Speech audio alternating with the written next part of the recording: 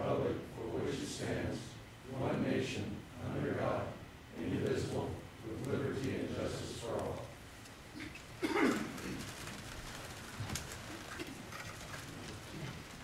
Okay, Suzanne, can we do roll call? Chairman Robb.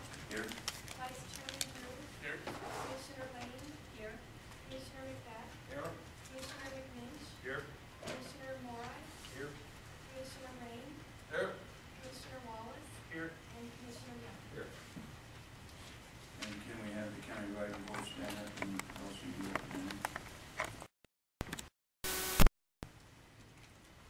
Brad Johnston, Lyon County. Gil Hunter, Carson City. Paul Dixon Park.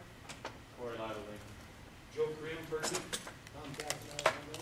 Scott Wilson, Langer. Okay, thank you guys.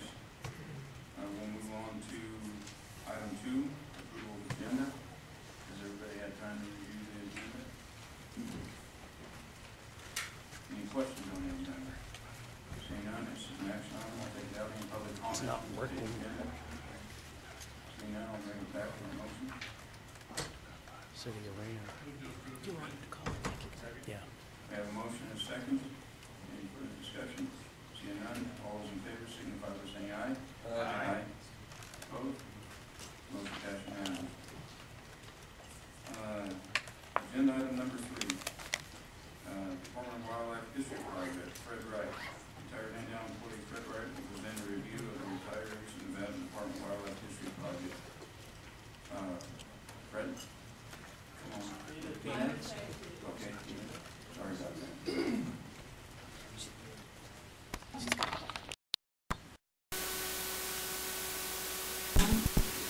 My name is Tina Nappy. You know I serve on the Wildlife Commission.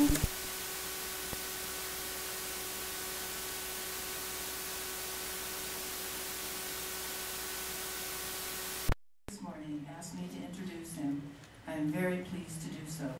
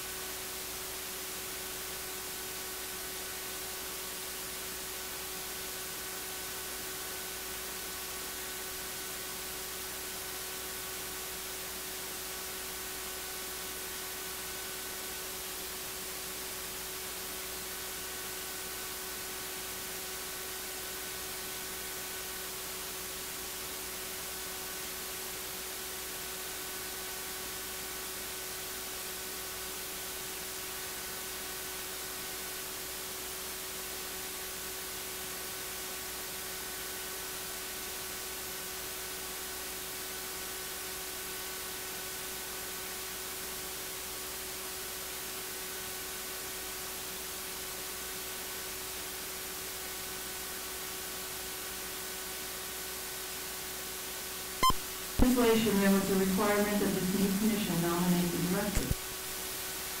Read about who is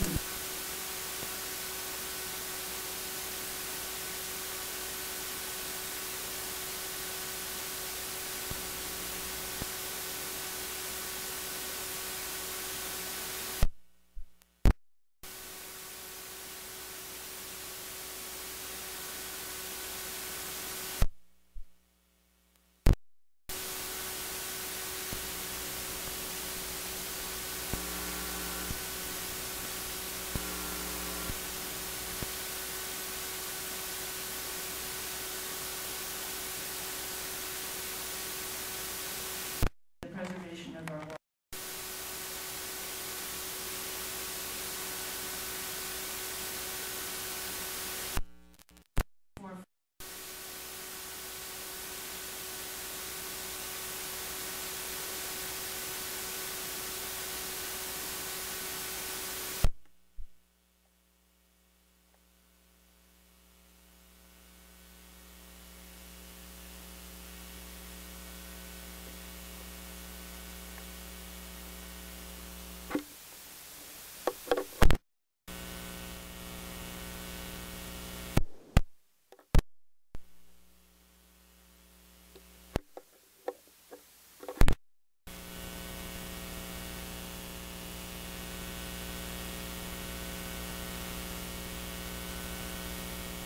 Lastly, I had a chance to work with Tony for a few years as I was director.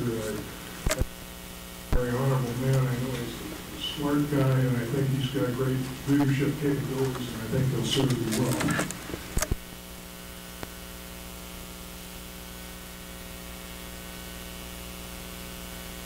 In the history of this board, and Tina served as a conservation representative, and she set this.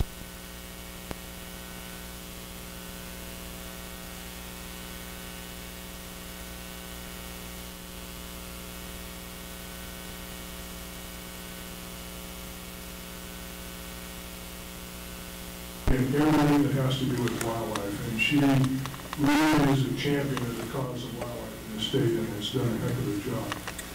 Let me turn around to Fred, who I started to work for the agency in 1968, and only really had a few years where I worked directly with Fred. He was assistant chief of game then. But after Fred retired,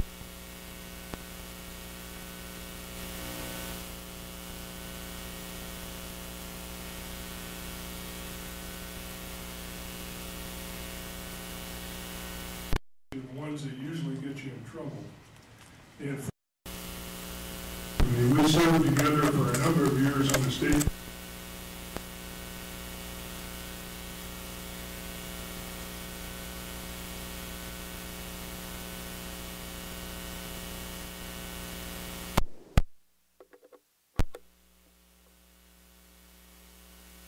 Several months ago, I'd been some involved with it, but Fred asked me if I would help.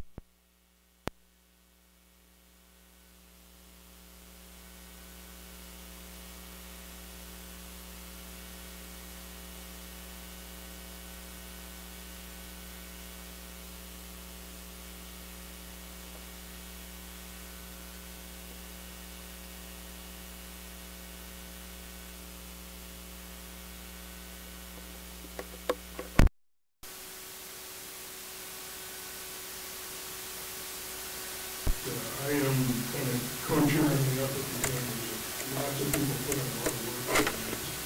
And with that,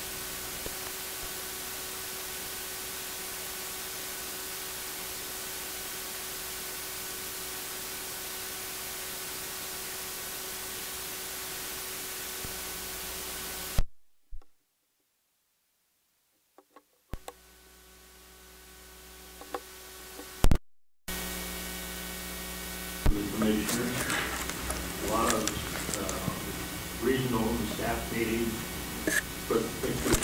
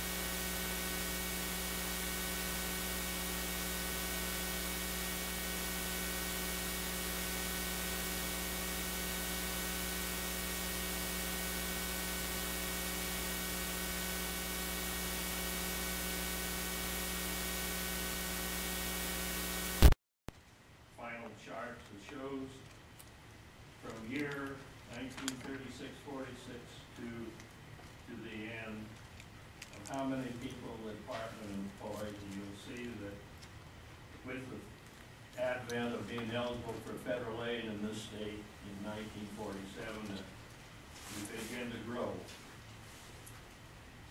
I would direct your attention to the fact that when you look at that chart, look at the experience of people who are retiring or leaving the organization, how many years of institutional information that they had and took with them. The biggest part of the project after the personnel and putting those together was that you need to collect information. And if you look on the pages of data that we've collected, I'll tell you that on page 1 we have everything on that page. You folks have these pages? I have seen them, I don't have them with me currently. Pardon? I have seen them, I don't have them with me currently. Okay. We have everything that's on that page, everything that's on page 2, everything on page 3 except the two-way radio system, which I'm supposed to do.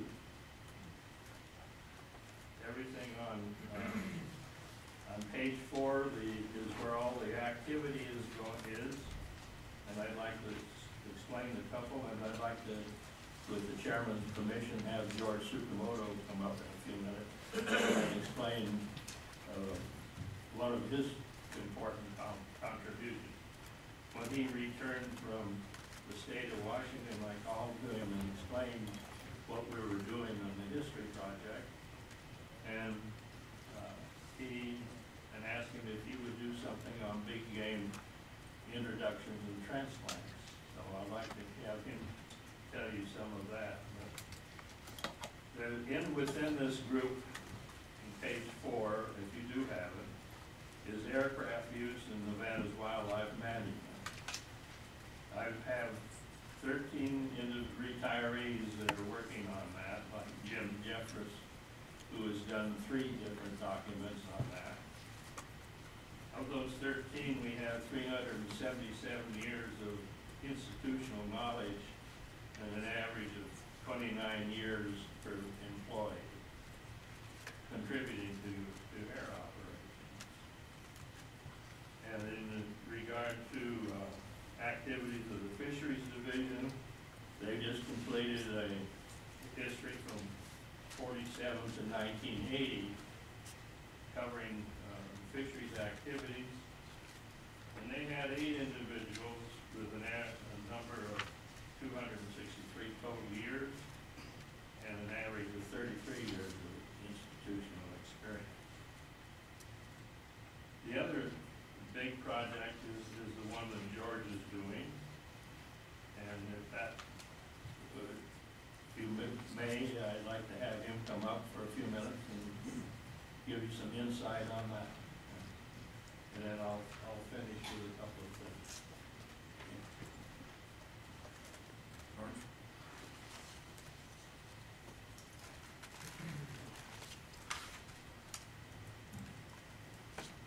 Mr. Chairman, members of the commission, for the record, George Simomoto.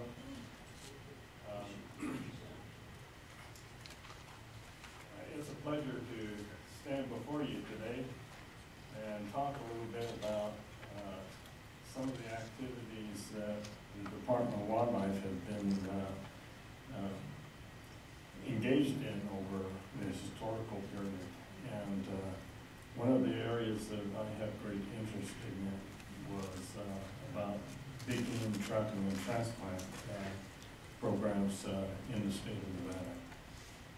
And I think all of you are aware of where that has taken us up to this point. But little background information was available in one spot as to how this came about. And so I had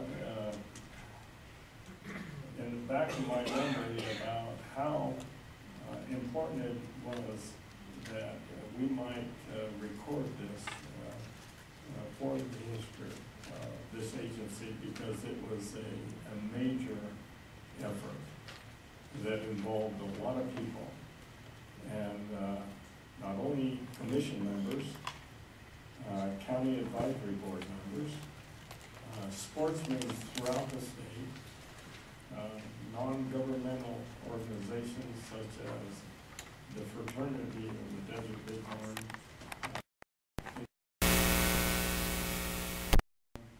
and other places. All of these organizations just came together to support this effort. Now, what I have is a binder here that has some drafts of 11 chapters describing this. And I'll just say that there's a chapter on bighorn prehistory, the taxonomy of Nevada bighorn. Both of those were written by Mike Hess, former staff big game biologist for the department. I also penned early bighorn sheep trapping techniques, bighorn sheep in Nevada historical accounts and development of surveys, the Dutch Creek enclosure and desert bighorn sheep transplant, the Barbary sheep experience, the collared peccary or javelina introductions in Nevada, Rocky Mountain goat introductions in Nevada, habitat improvements and water catchment developments in northern Nevada, penned by Rick Brigham, a former member of the BLM in Carson City District. He also wrote a chapter on the Desert Bighorn Council, a professional organization that was very instrumental in providing technical information as to the management of bighorn sheep. And finally, Rick Brigham also wrote a chapter on the origin and development of multiple-use land.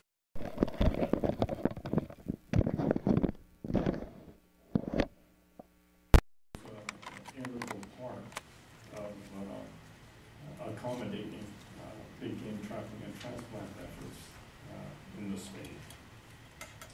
We have a ways to go yet because nothing has been written about antelope or elk up to this point.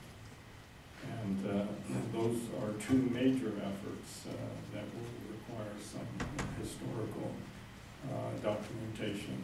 and there were some political issues revolving around that that are very interesting. And so, just in a nutshell, what I'd like to say is that we've had former employees that have contributed, and hopefully more will be contributing to this effort. The Nevada Wildlife Record Book Committee has agreed to publish in book form the Big Game Trapping and Transplant history from Nevada. And so they're anxiously engaged in following this effort. I suspect that it will take another year to complete. But I think at the end, what we will have is a product that will record some very interesting facts about what the issues were, what the problems that the agency had to overcome, the dedication of employees within the agency and the public, and the sportsmen throughout the state, and how effective that is when we're committed and we are willing to work together to achieve an end result that has produced additional opportunities and have gained an opportunity to know that desert bighorn sheep and California bighorn sheep and Rocky Mountain bighorn sheep are again healthy populations. There's still some problems. Rocky Mountain bighorns is an issue with disease problems, as well as desert bighorn and California bighorns. But the total number of animals available to the state far surpassed what it was back in the 1950s. So, with that,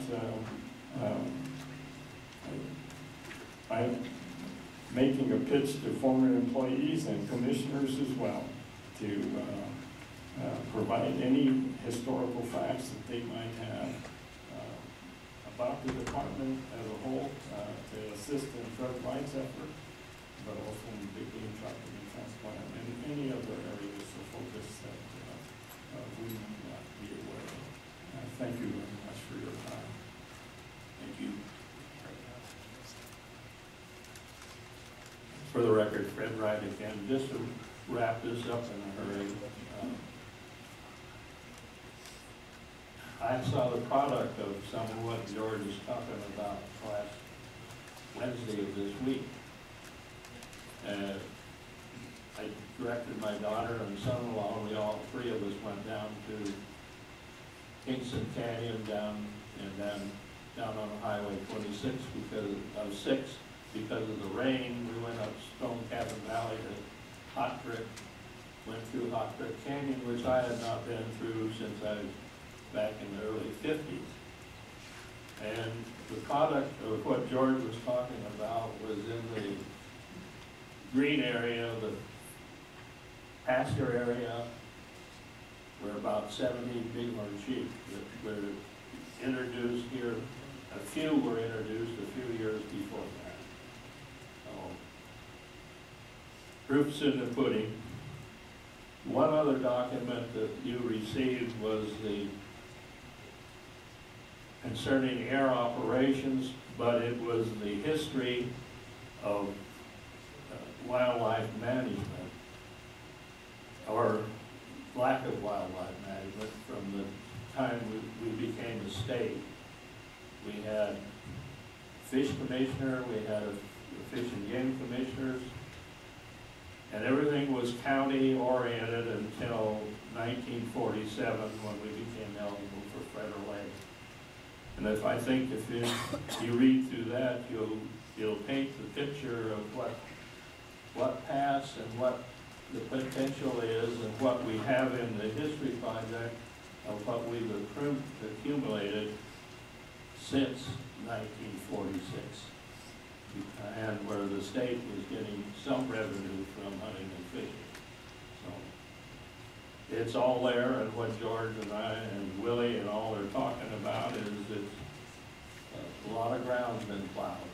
And we think the organization became a small organization that was unique. I think the big game program was probably a West-wide best there was, and laid the groundwork for other states too. So with that, if there's no questions, I'll go sit down.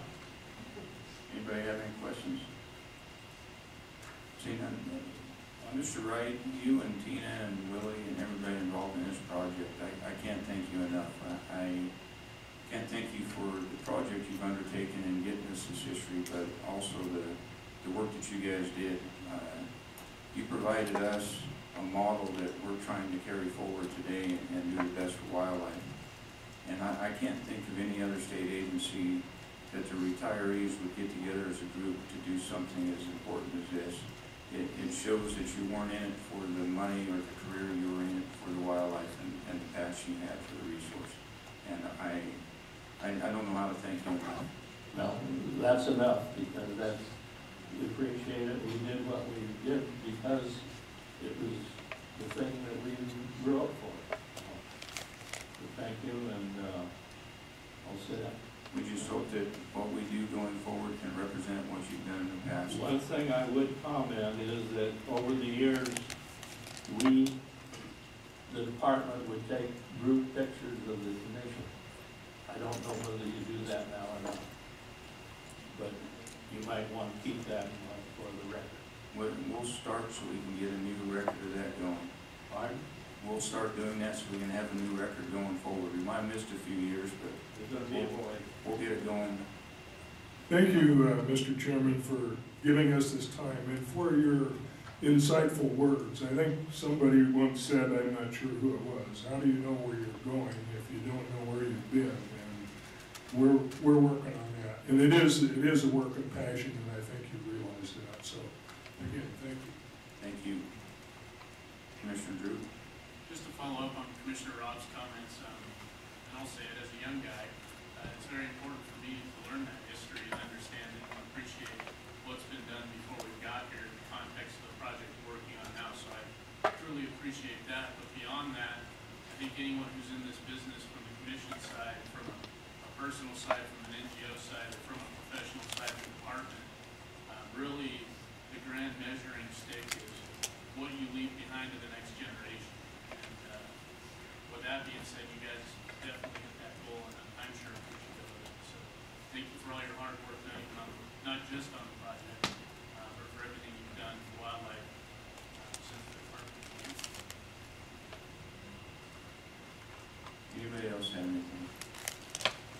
Again, thank you guys, and we just hope we can carry the ball that you guys put in motion in a manner that serves its purpose. Tina?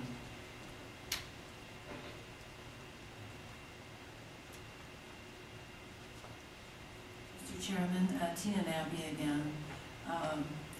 Jack Derringer, who was not as reticent when he worked as he is today, as former chief of fisheries, has a product that, with your permission, I would like you all to have the chance to look at while you're doing things today. And I think it's a good example of pulling together historical record that will be of great value. Thank you. And the one person I didn't mention when I was mentioning everybody else was Tina Nappy. I see Tina at Sage Grouse committee meetings, now the Sagebrush ecosystem meetings, at the legislature. Every time I turn around, I see Tina, and she was a commissioner, but she never stopped. She keeps championing the cause, and she always looks at me and says, how do you get anything done?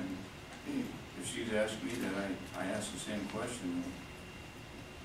How do you do anything else in life? Because every time I turn around, Tina's there representing wildlife. So I appreciate all you do, Tina. Anybody else have anything on this? Okay, we'll move on to agenda item number 4, member announcements, correspondence, information. Any always try to bring a few things, Mr. Chairman. One item that was brought up at the commission approximately 3 years ago should probably be brought back up again because I think the time for it has definitely come. And that is the further discussion about the use of non-manned aircraft in the study of game animals, to study these populations, because it appears that after considerable discussion with individuals involved in the industry that, aircraft use, manned aircraft use is and should be obsolete. The technology is demonstrated, technology is there. It's far less expensive than manned aircraft. It's been developed tremendously, even in the last 2-3 years, since the last small discussion on this item. It has evolved another generation since then. And this department should dedicate some time into looking at that technology and think about not using these helicopters, manned helicopters to survey game. There's probably a lot better way we can resolve a lot of the issues of having more surveys in more areas and more times of the year that can be done much better and more efficient manner. Being people can look at the data while they're sitting on the ground and while they're not in an aircraft looking at animals and look at those videos from those aircraft. And you can probably get a lot better data out of it over a much larger number of areas. And the department really needs to dedicate, instead of next time we have to repair a helicopter, spend a little time and effort on that. And considering the dangers of it, that also should come highly into it. Hopefully the department has been doing something on that. I'm not aware of that. Maybe the director can tell us about it at some point. Let's see, I also got a significant amount of correspondence from various people on items, quotas. We'll go into that correspondence probably more in the time of quotas, but there was significant correspondence on the predation management plan, and it was interesting. There was several emails there from different people that I've never seen correspondence from before. I'm sure people can stay in the back, and they're all very negative about the plan and the policy and what's going on. And we started looking at the comments, it became very obvious that it is the way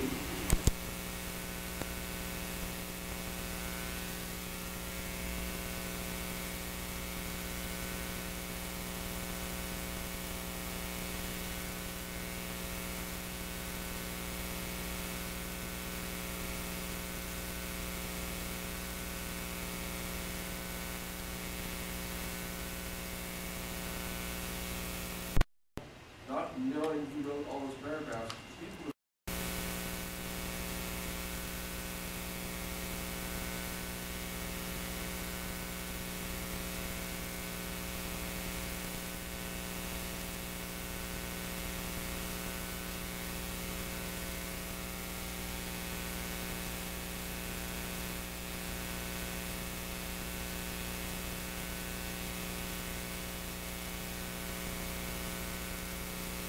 I hate to interrupt you, but we're going to have an agenda item on that, and the judge will hold on.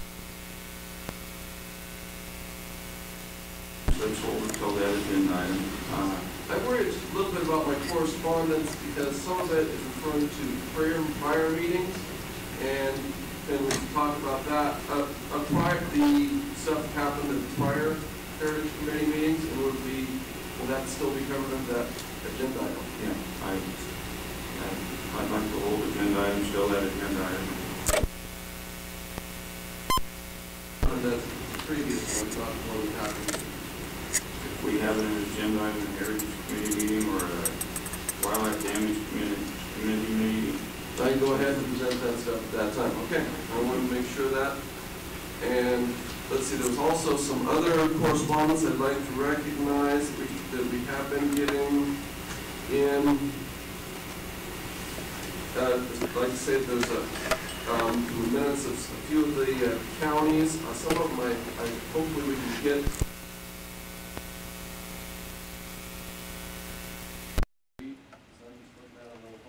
Get that in a form that we can read those minutes for those meetings and from the county advisory boards, because there's a couple of these charts, I don't know how they're set up, but I can't read those, so hopefully we can get those tomorrow so we can get that. I need to bring that today so we can make sure we get the print out of that tomorrow from the county advisory boards. I'm not sure if all of them will be able to make it here. That's covered for now. Thank you. Thank you. Any other correspondence? Commissioner Lane. Not correspondence, Mr. Chairman, but I do want to thank Tina Nappy for taking me out to the Animal Ark yesterday. I'm not a big fan of zoos, but this is an organization that is really dedicated to exhibiting animals from the state of Nevada here locally, and I was very impressed. I think they do have a bear cub rehabilitation program that works with bear cubs and keeps them separate from humans and such that they're, once the cubs get big enough and they're grown, they're allowed to be released back. And I think those kinds of, that kind of work is extremely important. And they also have an education program, which I was very impressed with, so that school students can actually see what we're talking about when they see some of these animals. And so I was particularly thankful that I had that opportunity to see that. It was pretty impressive, and I just wanted to, I'm not sure all the commissioners know some of the work that's being done out there, but I think it's pretty significant for our wildlife. Thank you. Thank you. Any other correspondence?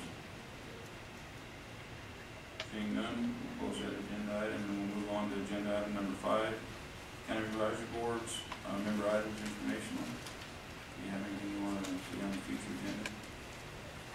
Mr. Commissioner.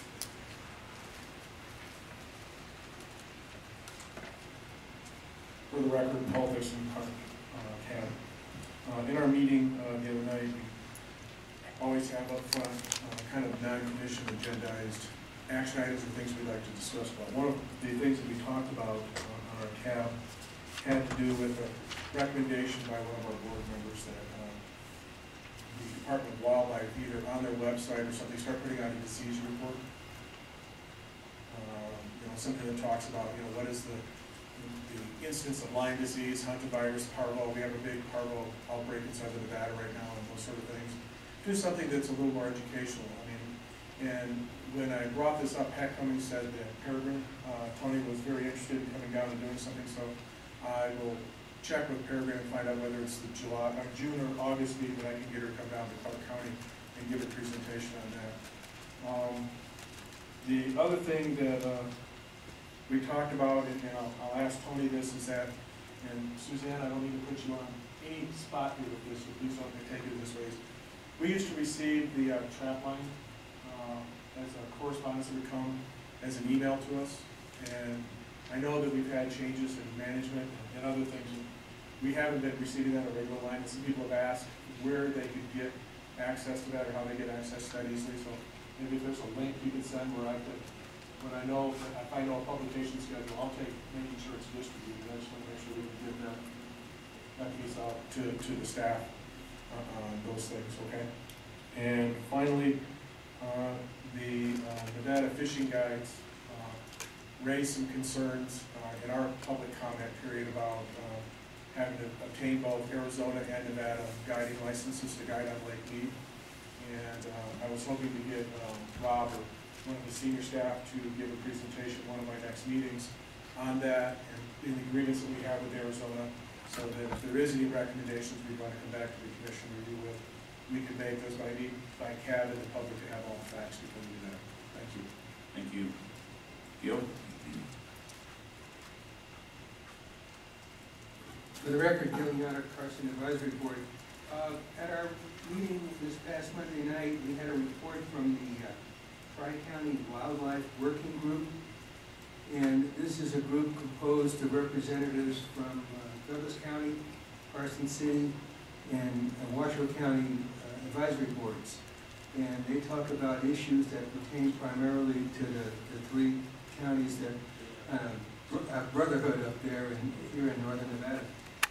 One of the issues that was talked about was the issue of trail cameras and the perhaps abuse of trail cameras and the problems that people see and foresee as with regards to trail cameras, and the fact that people are stealing them, people that are destroying them, people are stealing the chips.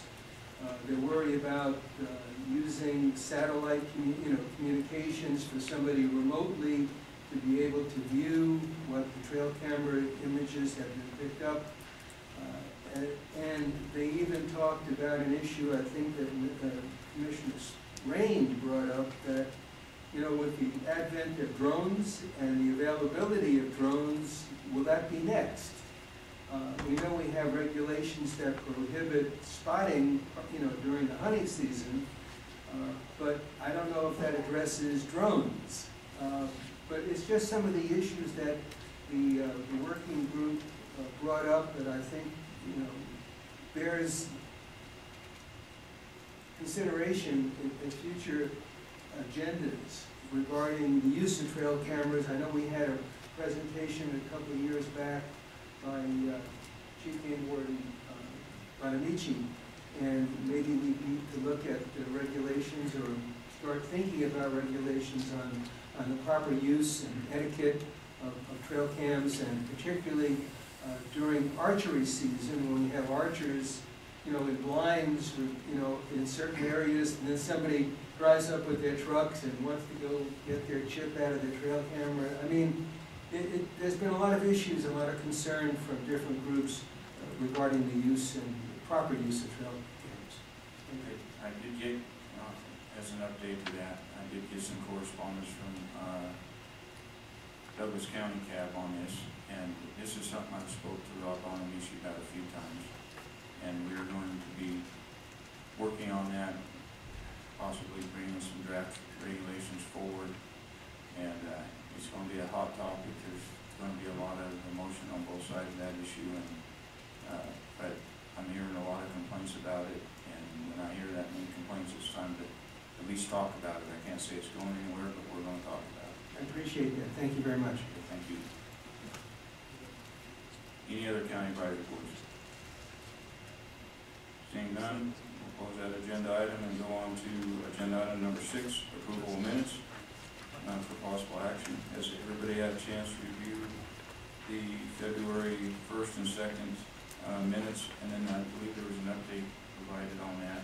And has everybody had a chance to review that update that was emailed out with a few changes?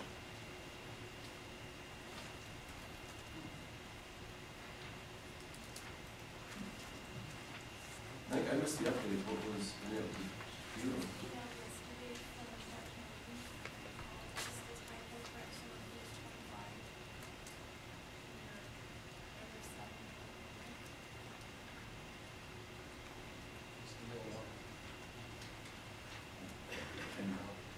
Just a matter of housekeeping for everybody. These microphones don't pick you up if you're back from them at all. So be up on the microphone when you're speaking, and then make sure you turn it off, because we can only have 3 on. If the 4th person tries to go on, somebody's going to get kicked off. So keep turning them on and off and speak into it. Any comments on the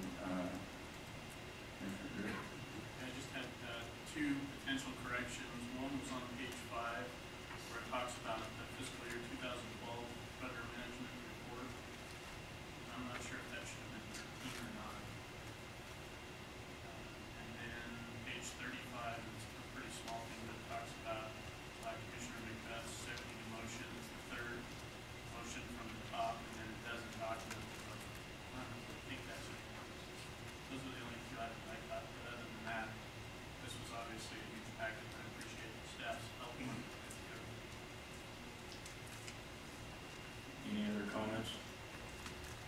And has everybody had time to review the updates? I know Commissioner Rain has not.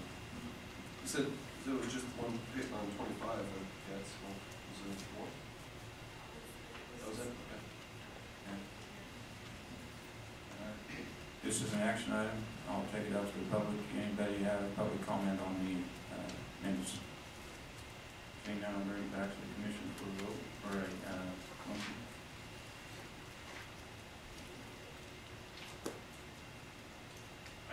I would make a motion to approve the minutes as written per the update and give staff direction to confirm and update the two items that I had mentioned, one on page 5 with the property area predator control plan and one on page 35 to document the vote. We have a motion by Commissioner Drew, a second by Commissioner Wallace. Any further discussion? And that included the update that Suzanne referred to, right? Motion. Okay, thank you. Okay, any further discussion? Seeing none, I'll call for the vote. All those in favor signify by saying aye. Aye. All those opposed? Motion passed unanimously.